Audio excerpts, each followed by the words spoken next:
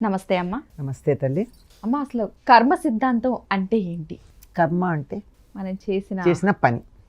కర్మ సిద్ధాంతం అంటే చేసిన పని గురించి ఉండేటటువంటి థియరీని కర్మ సిద్ధాంతం అంటారు. దీనికి సంబంధించి వేదాంత శాస్త్రంలో గ్రంథాలు ఉన్నాయి.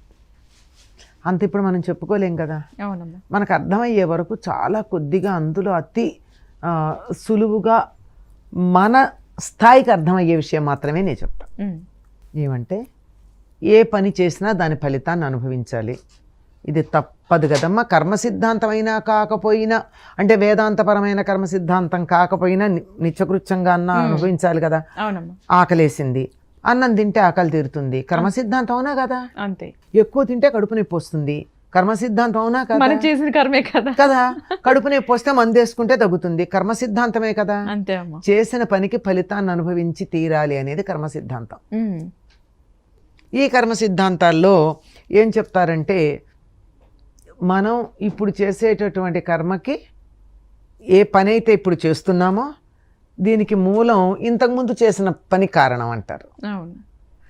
మరి దానికి కారణం ఏమిటి? అంతకుముందు చేసిన కర్మ.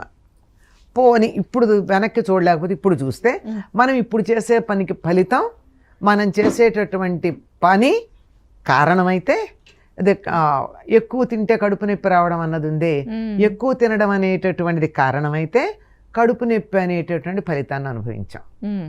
కడుపు నొప్పి అనేటటువంటి కారణమైతే మందేసుకోవడం అనే కర్మం చేసాం. మందేసుకోవడం అనే కర్మకి ఫలితంగా కడుపు నొప్పి తగ్గడం అనేది వచ్చింది. కనుక కారణము కర్మ, క్రియ కారణం, కారణం క్రియ, ఒకదానితో ఒకటి ఇలా ఒకదానితో ఒకటి లంకె వేసినట్టుగా ఇరుక్కుపోయి ప్రవర్తిస్తాయని చెప్తారు. దీన్ని బ్రేక్ చేయడం చాలా కష్టం. ఇలాగే ఉంటుంది అది. దీన్ని ఇలా విడదీయాలంటే కర్మభేదము అని చెప్తారు, ఛేదం. ఇది ఎలా జరుగుతుంది అంటే, చేసినటువంటి పని ఫలితాన్ని అంతా కూడా నల్లిఫై చేయాలి. ఎట్లాగైతే అకౌంట్స్లో బ్యాలెన్స్ షీట్ జీరో చేసుకుంటూ ఉంటారో అట్లా చేయగలగాలి.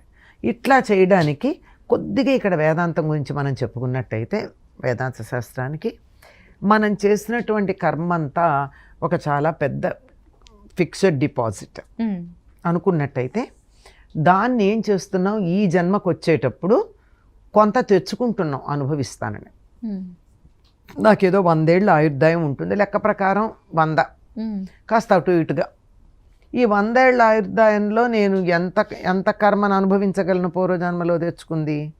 ఇటు 2 రకాలు ఉంటాయి, క్రెడిట్ ఉంటుంది, డెబిట్ ఉంటుంది. నేను మంచి చేసినటువంటి పని అంతా క్రెడిట్ అయితే, చెడు చేసిందంతా డెబిట్. ఇది పుణ్యము, ఇది పాపము. ఈ రెండింటినీ కూడా అనుభవించాలి. 2 అనుభవిస్తే తప్ప నల్లిఫై కాదు. అంచేత తెచ్చుకుంటాం. ఆ తెచ్చుకున్నటువంటి దాన్ని అనుభవిస్తూ ఉంటాం.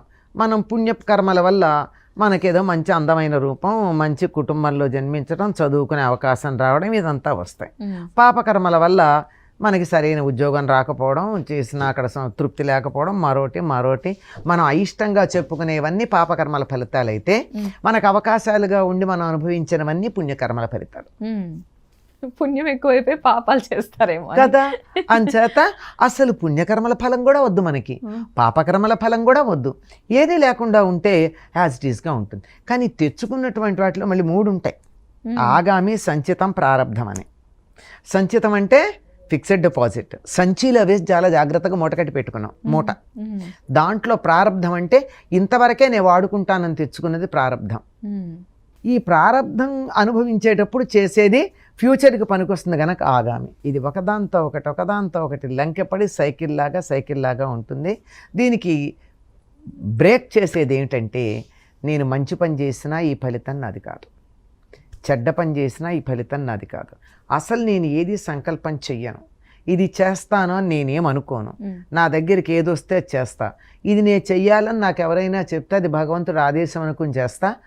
భగవంతుడు ఆదేశం అనుకుని చేసినప్పుడు కత్తితో నువ్వు కందగడ్డ తరిగావా, యాపిల్ తరిగావా అనేది కత్తికి సంబంధం కాదు, తరిగిన వాడికి సంబంధం. నేను ఈ కత్తిలాగా ఒక ఇన్స్ట్రుమెంట్గా భగవంతుడు నాకు ఆదేశించిన దాన్ని చేస్తున్నప్పుడు నాకేం అంటుకోదు, కనుక నాకు కర్మఫలం అంటదు. పూర్వజన్మ కర్మఫలం మాత్రం నేనున్న పరిస్థితులను బట్టి మంచి చెడు అనుభవించి నల్లిఫై చేసుకుంటా అనేది కర్మ సిద్ధాంతం. అంటే తెచ్చుకున్న డబ్బు నెమ్మదిగా ఖర్చు వాడేశాను, మళ్ళీ డిపాజిట్ చేయలా, వాడుకోవడానికి జన్మెత్తాలి కనుక దీంతో క్రెడిట్ అంతా తీర్చేశాను, ఈక్వల్ చేసేసాను. అటు పాపాన్ని పుణ్యాన్ని కూడా ఈక్వల్ చేసుకుని నెక్స్ట్ జన్మకి ఏది వద్దు, లేకుండా అది వద్దు ఇది వద్దు. ఇది చాలా సింపుల్ గా అందరికీ అర్థమయ్యే భాషలో చెప్పాం కానీ ఆరక్షణం కూడా ఆచరించడానికి ఇబ్బంది కలిగేది. అవునమ్మా, నిజంగా. పుణ్యాలంటే తీసుకుంటాం కానీ పాపాలంటే కొంచెం కష్టంగా ఆలోచిస్తాం. కష్టాలు ఎవరు పుణ్య ఫలాలని భగవంతుడికి వదిలేసినప్పుడు మన పాప ఫలాలు అడగకుండా తీసేసుకుంటాడు ఆయన. నేను పుణ్యఫలాలు నాకే కావాలి, పాపాలు మాత్రం నీకు ఇస్తానంటే ఆయన ఏం ఊరికే ఉన్నాడు. అందరూ ఇచ్చేవి అవేనమ్మా, వెళ్ళి నా పుణ్యం నాకు ఇచ్చేసే, నేను చేసిన పాపాలకు మాత్రం నువ్వే కారణం, నువ్వు తీసేసుకో అంటాం. ఈజీగా ఏదైనా సరే దేవుడి మీదకి నెట్టేస్తాం, మనం చేసినవి అయినా సరే. ఏదన్నా మంచి పని చేశాను అనుకో, నే గనక చేశానంటే పని కుదరలేదనుకో, కర్మ రాసుంది, ఆ దేవుడు అలా తలరాత రాశాడు, అలా జరిగింది అనుకోలేదు. అంతేగాని నీకు విజయం లభించినప్పుడు కూడా దేవుడు రాశాడని అంటున్నా? లేదు, కష్టార్జితం అమ్మా. అవును, మనకు అనుకూలమైనవి అన్ని మనవే. అందుకే బాగా పేరబెట్టుకుంటున్నాం. ఇంత మూటతో తెచ్చుకున్నాం, ఇంత మూట పట్టుకెళ్తున్నాం, అది ప్రాబ్లం నిజంగా. అమ్మ, చాలా మంది ఇంట్లో ఉన్న పాత బట్టలు కావచ్చు, లేదా టైట్ అయిపోయిన బట్టలు పిల్లలకి కావచ్చు, లేదా వాడని కొంతమంది ఉంటాయి, అది ఎవరో ఒకరికి ఇస్తే కట్టుకుంటారా కదా అని చెప్పేసి ఇస్తూ ఉంటారు. కానీ ఈ మధ్యకాలంలో బాగా ప్రచారం, వాడిన బట్టలు అంటే ఇంట్లో వాడిన బట్టలు ఇవ్వద్దు, ఒకళ్ళు వాడిని ఇస్తే వీళ్ళ అదృష్టం వాళ్ళతో పాటు వెళ్ళిపోతుంది. అంటే మామూలు టైట్ అయిపోయిన పిల్లలు ఎదిగిపోయిన బట్టలు వేరే వాళ్ళకి ఉపయోగపడతాయి కదా అని ఇస్తాం. చిరిగిన ఇవ్వద్దు, అది మంచి మాటే, మామూలుగా బాగున్నాయి గట్టిగా ఉన్నాయి పాడేయడం ఎందుకని చెప్పి ఇచ్చేస్తూ ఉంటారు. అలా ఇవ్వచ్చా, మంచిదేనా? మీరు మాట అన్నారు, అదృష్టం వెళ్ళిపోతుందని. దురదృష్టం కూడా వెళ్ళిపోతుంది అనుకోవచ్చుగా. అదృష్టంతో పాటు మనం వాడనటువంటిది ఎవరికైనా ఇవ్వడంలో ఎటువంటి దోషం లేదమ్మా, తప్పనిసరిగా ఇవ్వచ్చు. మీరు అన్నట్టు చిరిగిపోయింది పాడైంది కాకుండా పూర్వం ఎలా ఇచ్చేవారం, ఇప్పుడైతే బట్టలు ఎక్కడ పడితే అక్కడ విప్లవంలాగా కుప్పలు కుప్పలు తిప్పలు వచ్చి విలువ లేకుండా పోయింది. కానీ ఇంత గుడ్డ ముక్కకి విచ్చలవిడిగా ప్రతి దాన్ని వేలం వెర్రి చేయడం లేదు గనక చక్కగా ఆఖరికి ఆప్టిమం యూజ్ అంటారే అలా ఉపయోగించుకుంటూ ఉండేవారు. అట్లాంటప్పుడు ఒకళ్ళకి సరిపోకపోతే చిన్నపిల్లలకి పిల్లలు 1 నెలలో ఎదుగుతూ ఉంటారు. మరీ వదులుగా వేస్తేనేమో బాగుండదని మామూలుగా వేస్తే నెలలో పనికి రాకుండా పోతాయి. అటువంటి ఇంకోళ్ళకి ఇచ్చినందువల్ల తప్పేం లేదు. కాకపోతే ఇప్పుడు పిల్లలు చనిపోయారు అనుకో, ఆ బట్టలు ఇస్తే అవతల వాళ్ళు తీసుకోరు. అది అంత, ఎందుకంటే ఏమిటో ఆ పిల్లలకు ఉన్నటువంటి బ్యాడ్ ఏదైతే దురదృష్టం వస్తుందేమో అని తప్ప, లేకపోతే ఏమీ పర్వాలేదు. తప్పనిసరిగా మీకు తెలుసో తెలియదు, ఎవరన్నా గర్భవతి అయ్యి 2-3 రోజుల్లో పురుడు వస్తుంది అనుకుంటే ఇళ్ళకి వెళ్ళి పాత చీరలు అడిగొచ్చేవాళ్ళు. ఎందుకంటే కడుపు చలవ ఉన్న తల్లి కట్టిన చీర బిడ్డకి పక్క వేస్తే 10 కాలాలు బతుకుంటారని. ఆ తల్లి ఒంటి మీద కట్టుకున్న బట్ట తీసుకెడితే ఆ పిల్లడికి క్షేమంగా ఉంటాడు, బాలారిష్టాలు లేకుండానే. కనుక అట్లా తీసుకెళ్లే పద్ధతి ఉంది. అందువల్ల మంచే ఉంటుంది తప్ప చెడు ఉండదు. తప్పనిసరిగా వస్తువుకి ఎటువంటి దోషం ఉండదమ్మా. ఆ వస్తువుని మనం తయారు చేయలేం గనక పాడు చేసే అధికారం లేదు, దుర్వినియోగం చేసే అధికారం అంతకంటే లేదు.